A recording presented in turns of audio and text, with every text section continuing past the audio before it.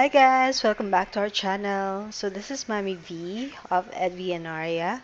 For this vlog, let me share my care tips and the best way to propagate one of my favorite plants, pothos. I love pothos because it is one of the most effective indoor air purifier for removing common toxins. So I put mine all over the house, especially sa bedroom, and even in our comfort rooms I have pothos everywhere. I have not completed all varieties of photos. As you can see, these are just 7 of I have so far. But I just want to enjoy what I have, and I am more of a plant lover anyway than a collector. It is quite costly and difficult also to find some of the varieties, especially those satin photos. So for now, okay na ako dito. But still hoping if I can grab some more varieties and then that will make me happy. So at the moment I have 7 golden photos. This one I got from my mom. Sobrang dami niya sa bahay namin sa Olongapo. Dami ko nang naparami nito. Ang dami ko nang nabenta. Ang dami ko nang nabigyan. This is the easiest one among them. Napadamihin.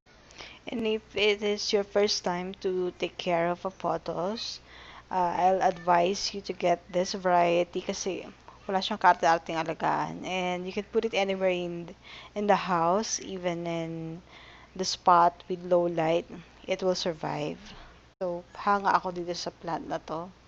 The second one is Marble Queen Pot. This one I got maybe 3 months ago. Yung first one ko is only like 2 leaves. And then, napa-trailing ko na rin yung isa. So, and then I started na rin propagating. So, hopefully, mapadami ko pa. Because I like the design ng leaf niya. Ang ganda ng color combination and the design is a pop for me. Marble Queen Pothos survives in low light but looks better and grows faster in medium to bright indirect light. So you could put it anywhere in the house.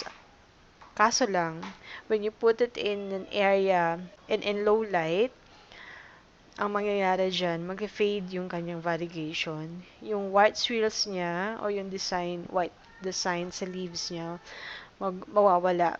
So, yung new growth niya, magiging plain green na lang. So, if you don't want that to happen, if you want to appreciate the color of the marble pothos, then you should put it in beside the window or somewhere with indirect light. This one is neon pothos. So it is known as such for its bright neon green color throughout its leaves and stems. So I got this one maybe more than a month ago, and then I bought just two seedling bags. So alam mo naman pag bumili ka sa garden shop, like 2 leaves ganyan, 2 or 3. So I propagated it outright through water. And then, a week ago, I transferred it already sa soil. So, eto na sila. Stable na rin.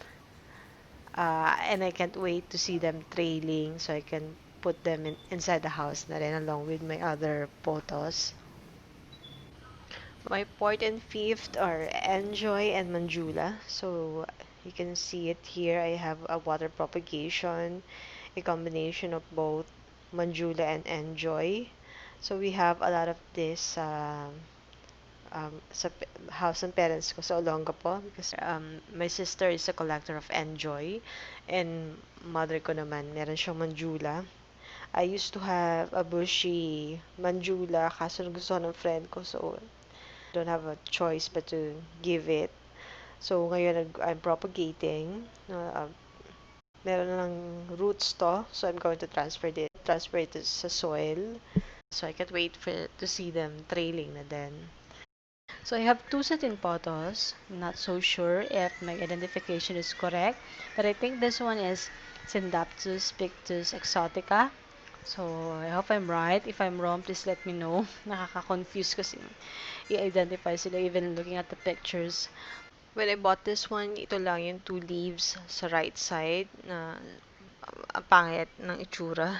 But I still bought them hoping that I can revive them. So, ngayon, may dumagdag na mga dahon at may palabas pa. So, ang ganda niya na. So, hoping na magtuloy-tuloy. And this one, the other one is Sandapsus or Gerius. But sabi naman ng friend ko, this is Silver Splash. So I'm not so sure also about the identification, but I hope isa dun. This one is not yet rooted, so I just bought it from a friend. Pero mukhang healthy naman siya and doing well. So I'm excited na mag-root na siya soon. So para dumami na rin yung dahon. And I can repot it na rin. So those are the 7 varieties that I have, and hopefully madagdagan pa soon. This could be my 8th, but I'm just not so sure yet about the ID. Just got this one from my sister, and meron na siyang 4 na leaves. Meron ng root konti, but I'm still propagating it sa water. So, let's see. Maybe this is another variety. So now let's proceed to propagation. So for me, the best way to propagate pothos is through water. I tried through soil. It takes a long time for it to grow roots. Actually, medyo malungkot kasi ang tagal niyang lanta. Alam mo yun, pero hindi naman namamatay. Basta malungkot lang yung dahon niya, lanta siya. So, after that batch, hindi ko na inulit. So, water propagation na ako. It's easier and then never mo sila makikitang malanta. And you can put it inside the house or outside. As long as it's a bright area, okay lang with them. So, you just have to replace the water every, say, 3 to 4 days. So, for me, um, this is the best way to propagate. So, I'll teach you how. Hi everyone, so here are my sample of my propagations. I have here my Manjula and my Enjoy. Nagsama ko na. So as you can see, rooted na rin. Ayan. Pwede na rin itanim sa lupa yung iba dito.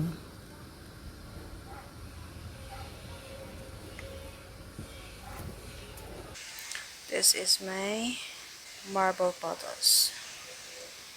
Ganda ng kulay, no? So, how to cut? So, makikita niyo yung roots. Yan, no? May lumalabas na aerial roots. Ito yung mga nodes niya. So, dyan din lalabas yung mga ugat. So, what you're going to do is cut it here, in between. Tapos, yan ang ilulubog mo sa water. Yan. Pwede mo na siya indiretso sa lupa, but may success rate is better kapag diretso sa tubig. Kapag sa lupa kasi may lanta effect pa.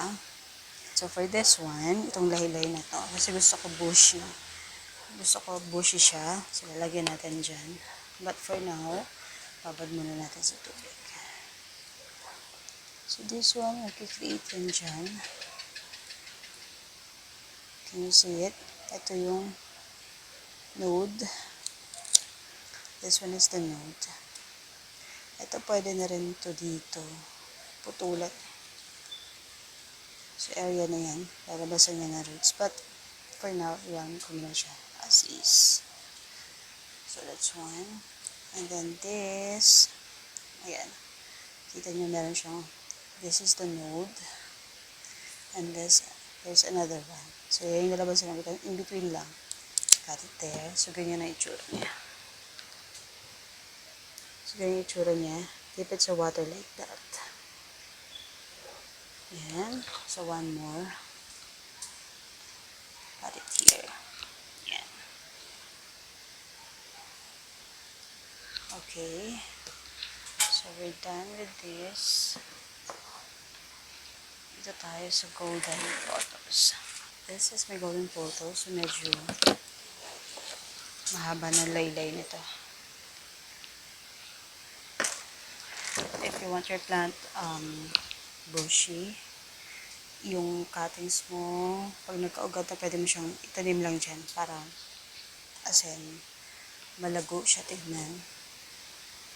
So, this one is already too long. Cut na natin. As you can see, ito wala pang ugat. But this one is a node. Ipapalabas na rin maliit. So, cut lang natin dyan.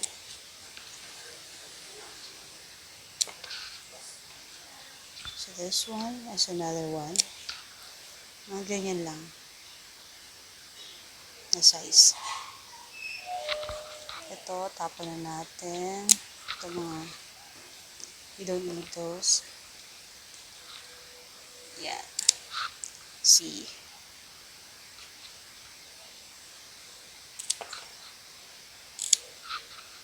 Yan. This one too. Mahaba na to.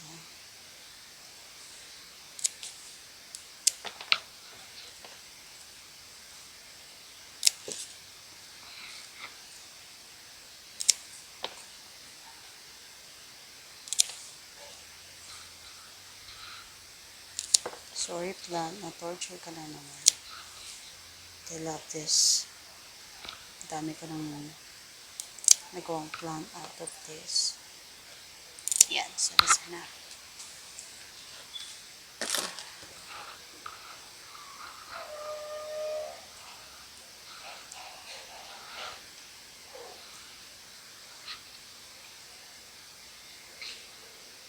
Yan.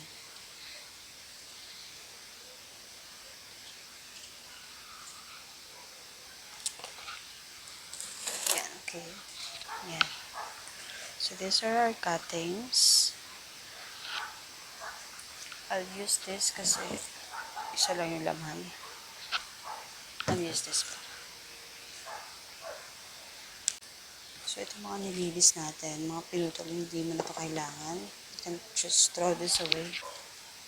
Ito, pagsamasmay mo lang and dip it sa water.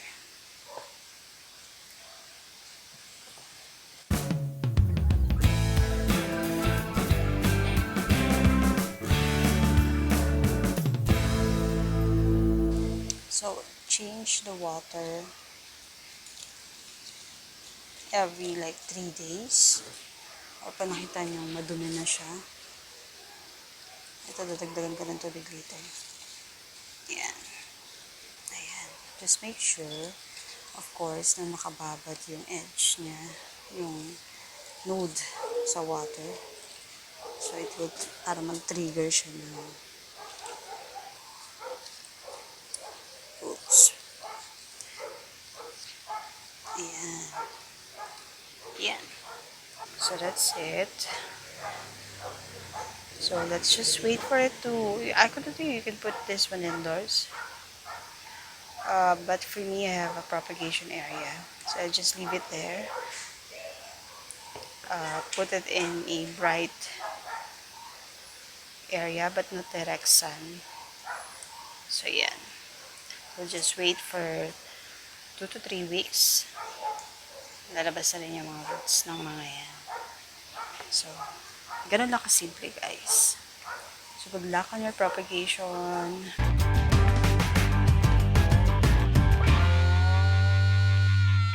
It's a low-care house plant and they can grow without sunlight.